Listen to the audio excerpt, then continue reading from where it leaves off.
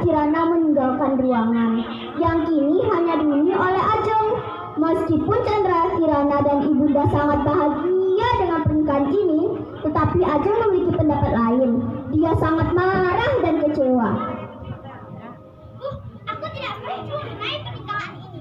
Kenapa harus Kirana yang dipilih dan bukan aku? Padahal secara nyata adalah aku yang lebih cantik dari dia.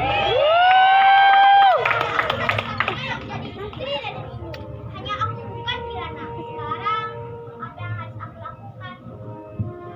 Aha, aku punya ide yang cemerlang. Narator Indri,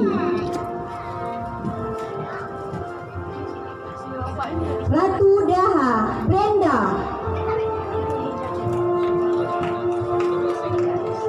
Kirana Mutiara, Ajeng Kenia, penyihir Nindi, Mbok Rondo Fatihah. Terima kasih telah menonton drama singkat tarian ini.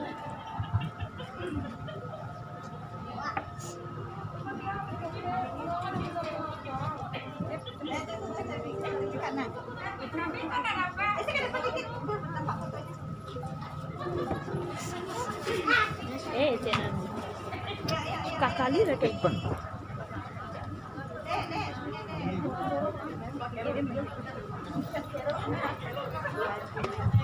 Ya, kita berikan tepuk tangan yang meriah untuk Teater Kerajaan.